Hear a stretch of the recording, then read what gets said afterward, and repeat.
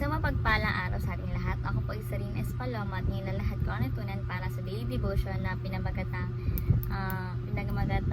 come near to God and He will come near to you. Sinasabi dito na yung pagiging loyal natin sa Panginoon. Yung kumbaga siya lang yung priority natin. Binibigyan natin yung sarili natin ng 100% sa Kanya. So yung scripture po natin ngayon is James chapter 4 verses 8. And sinasabi dito na, come near to God and He will come near to you. Wash your hands, you sinners, and purify your hearts, you double-minded. No. So yung katuruan po natin ngayon is God designs intimacy to be a two-way relationship. Sinasabi dito na ang intimacy natin with the Lord God ay two-way relationship, no? Hindi siya one-sided. Like si God, no? Like si God lang yung nagmahal sa atin, pero tayo mga tao or tayo mga anak niya, hindi natin siya minamahal, no?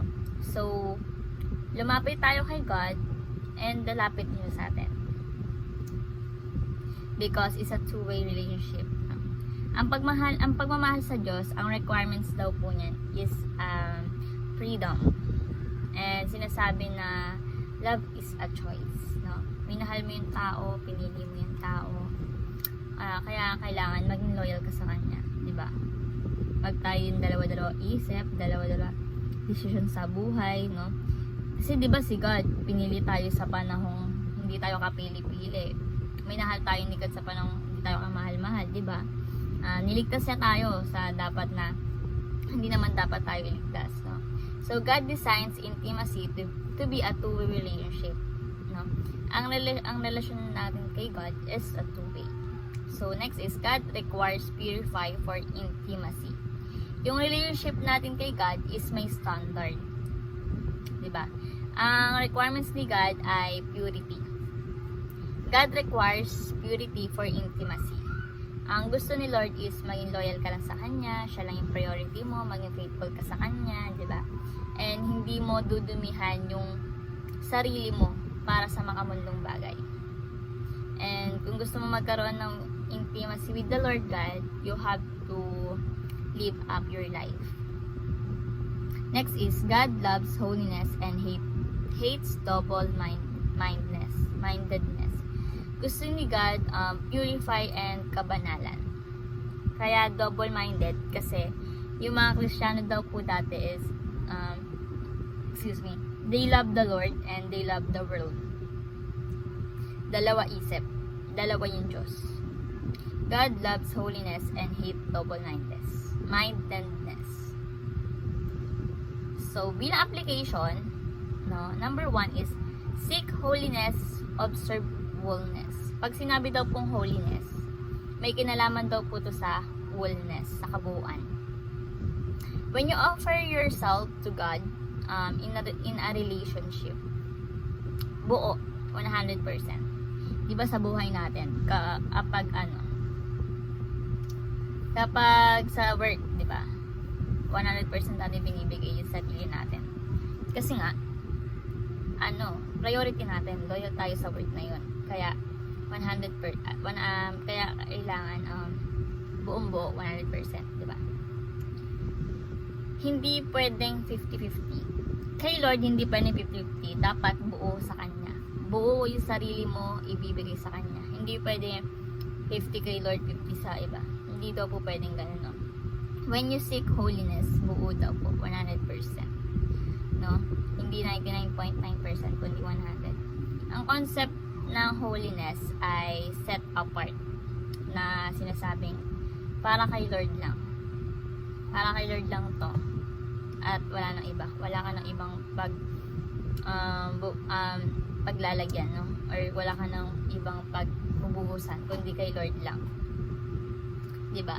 Sa buhay natin, when we seek holiness, fully to God, yung self natin kay God completely, no?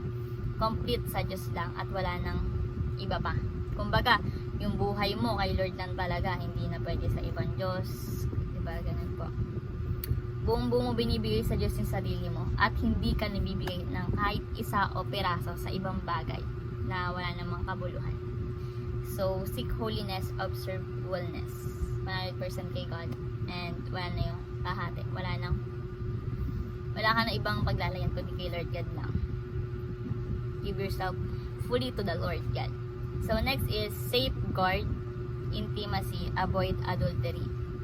So sinasabi ito na ingatan po natin yung intimacy natin with God, di ba? Pag sinabi kasing adultery, ito daw po yung like kunwari kami nakaka-relasyon sa buhay natin. Siguro iba relate dito, no? Ikaw, may ka-relationship ka, and then sumasama ka pa sa iba. Like, kumbaga, hindi ka loyal. Hindi mo siya priority. Kasi, di ba nga, sabi ko nga kanina, na, tawag yan, na love is a choice. Minahal mo yung tao, pinili mo yung tao. So, dapat maging loyal ka, di ba? Sinasabi dito na yung adultery is, parang malandi ba, na word na yan, na, nag-commit ka na sa isa, may boyfriend ka, then ikaw, hindi ka makontento sa kanya, sumasama ka pa sa iba, and then may ginagawa pa kayong things na hindi naman dapat, di ba? So, you will avoid adultery. Loyalty yung pinopoint dito, no? Safeguard intimacy, avoid adultery. Kung gaano natin iniingatan yung intimacy natin with God, ganun din natin ingatan yung relasyon natin sa ating Panginoon sa Kristo. Especially din po sa ating mga partner. So, next is submit to the Lord, reject the world. Yung relationship natin kay God, it's all about submission. No? Nagpapasakop tayo sa ating Panginoong Diyos. Then, si Lord lang talaga yung loyal. No? Loyal tayo sa Kanya. Sa Kanya tayong priority, sa Kanya tayo nakafocus. No? Sa lahat ng bagay, siya yung center natin.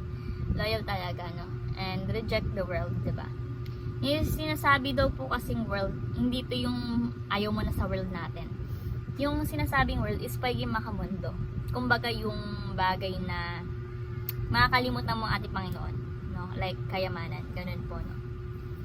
Ayun po yung sinasabi dun. And the best thing to do is priority natin is si Lord God, no? Intimacy with the Lord. So submit to the Lord, reject the world. Ayun po yung mga application natin. And sana po may sa buhay natin to, and may share natin sa iba, no? And yung learnings dito is kay God lang. Maging loyal tayo sa ating Panginoon. Huwag tayong magdalawang isip. Kasi ayun yung hate ni God eh. Yung dalawa-dalawa isip. Dalawa-dalawa decision. Dalawa-dalawa Diyos. So, kailangan stick to one. Which is the Lord God lang. So, thank you po sa pakikinig at God bless po sa ating lahat.